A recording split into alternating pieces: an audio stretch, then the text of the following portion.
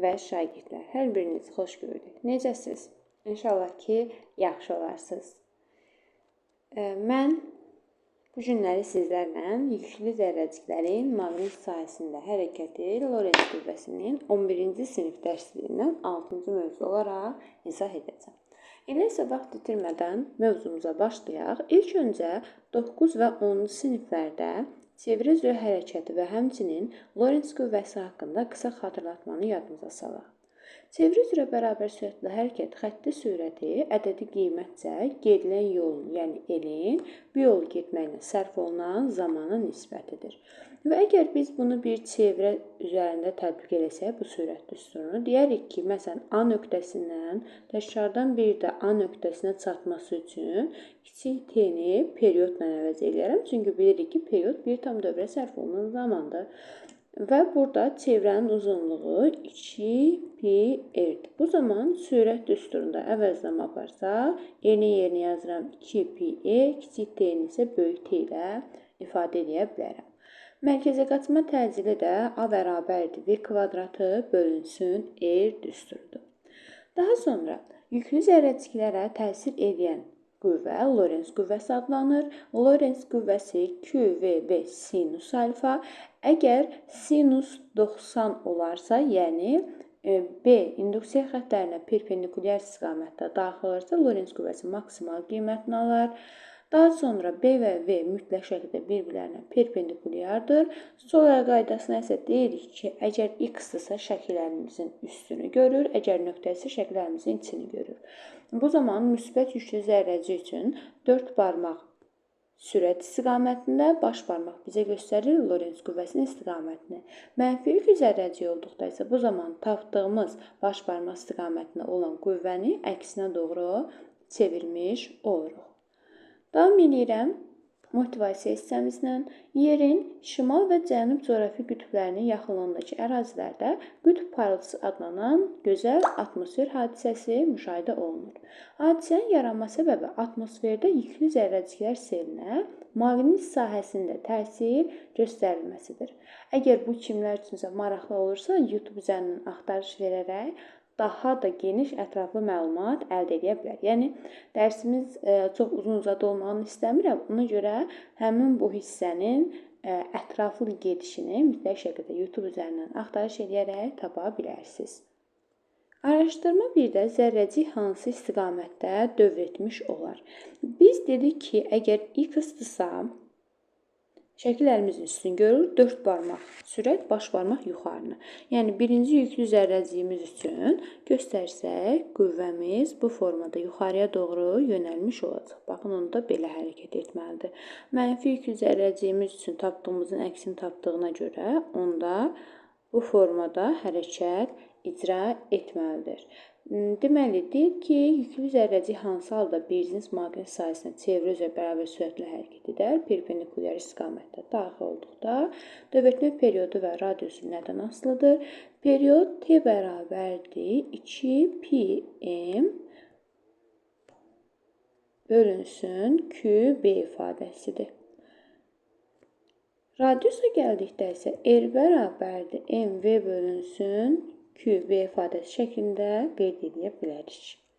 Deməli, burada period kütlədən, yükdən, B maqnit induksiyasına, radius isə həm kütlə, həm sürət, həm yük, həm B maqnit induksiyası, həmçinin MV-ni yerində bir P yazsaq, P bölünsün QB ifadəsinə əsasən impulsdan da asılı olmuş olar. Davam edirəm. Maqnit sahəsi dedikdə, maqnit sahəsi verilən hesablama sisteminə nəzərən, maqnit sahəsinin induksiyası sıfırdan fərqli, elektrik sahəsinin intensivliyi, yəni Y isə sıfıra bərabər olmalıdır.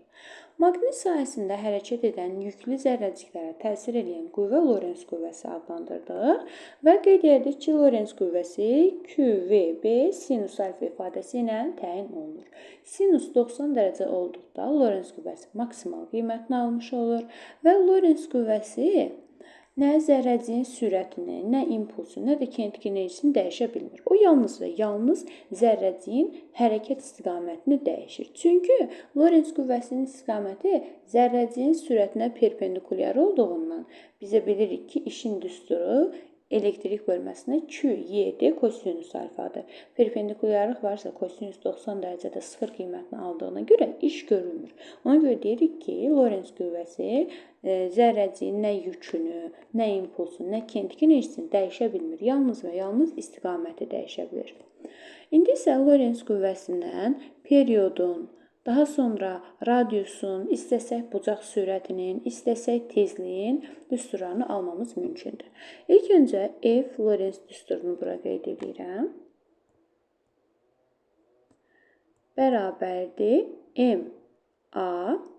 Bu da bərabərdir Q və B yazıram. Mən F Lorentz MA-ya bərabər edə bilərəm, çünki bunların vahidləri eynidir. Onda M A-nın yerinə yazıram V kvadratı bölünsün R. Bu da bərabərdir Q və B-yə. V-ləri ixtisar getsə, bizə qalacaqdır MV bölünsün R bərabərdir Q B-yə.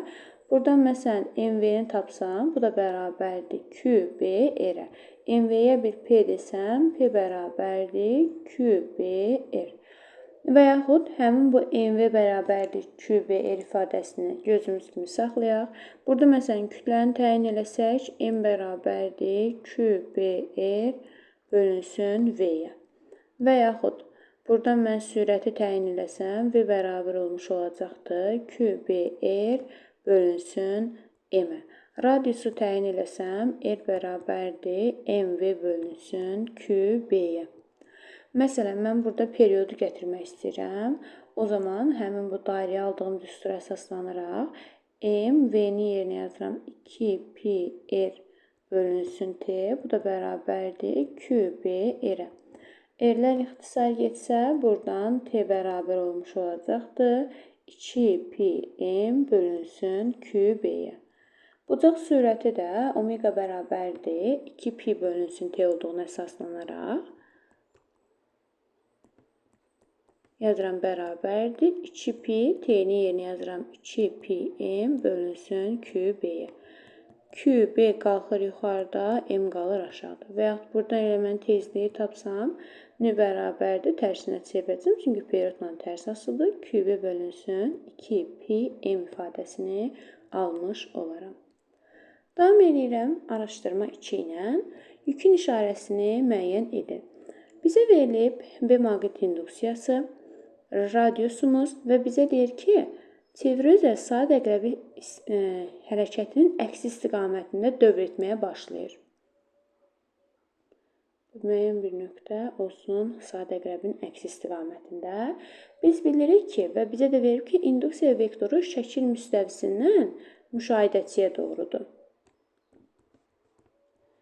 Bu zaman sol əlimizdən istifadə edirik. Şəkil əlimizin içini görür. 4 barmağımız sürət, baş barmaq bizə göstərir qüvvəni. İndi biz dediyimiz qaydaya əsasən qüvvənin istiqamətini yuxarı doğru təyin edirik. Bu zaman deməli mənim yüküm nə imiş? Mənfi imiş. Çünki çeviri üzrə hərəkətdə mütləq şəkildə qüvvə mərkəzə doğru yönəlmiş olur. Yükün işarəsi qeyd edirik ki, mənfi yüklü zərrəcikdir.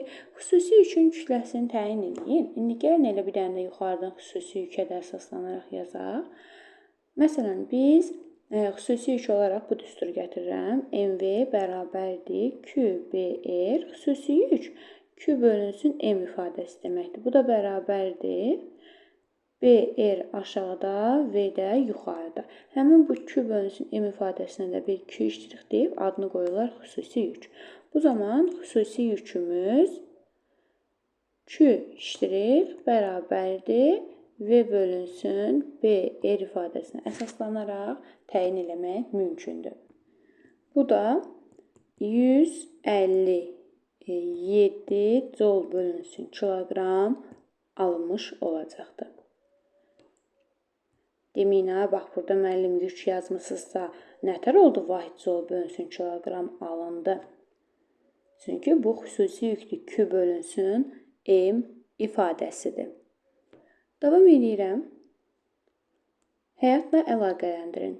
Deməli, burada sizlərə kütlə spektroqrafı qeyd olunub. Kütlə spektroqrafı vasitəsilə zərrəciyin ölçüsünü təyin eləmək və həmçinin kütləsini hesablamağa imkan verən cihazlardan biridir. Deyir, əgər radius və zərrəciyin yükünün miqdarı məlum olarsa, onun kütləsi necə təyin olunar? M bərabərdir QBR bölünsün V ifadəsini əsasən təyin edə bilərik. Davam edirəm özünüzü qiymətləndirin hissəsi ilə. Deməli, Lorentz qüvvəsini təkrarlayıram. Şəkil 1 üçün baxırıq. Belə ki, B maqnit induksiya vektoru ovucuma daxil olur. 4 barmağım sürət istiqamətində, onda əlimizi mənimlə bərabər təyin etsəz, təkrarlayıram. B maqnit induksiya vektoru ovucuma daxil olsun, sol ovucuma. 4 dənə barmağım sürət istiqamətində, o halda mənim baş barmağım vərəqi deşdiyinə görə, yəni bizdən getmiş olacaqdır. Baxıram ikinci şəklimizə. İkinci şəklimizə yenə B maqnit induksiya vektoru ovucuma daxil olur. Ovucuma daxil oldu. 4 barmaq sürət. Baş barmaq görürəm ki, mən özüm görürəm. Amma nədir? Mənfi yükü zərrəcikdir. Deməli, tapdığımın əksinə çevirərək bunun da x olduğunu qeyd edə bilərəm. Şəkil 3. Şəkil 3-də B maqnit induksiya vektoru n-dən s-ə doğru daxil olur. Ovucumuza daxil oldu. 4 barmaq sürət istiqamətində, bu zaman baş barmağımız da yenə bizdən şəkil müstəvisinə doğru yönəlmiş olacaqdır. Davam edirəm 4 nömrəli sualımızdan.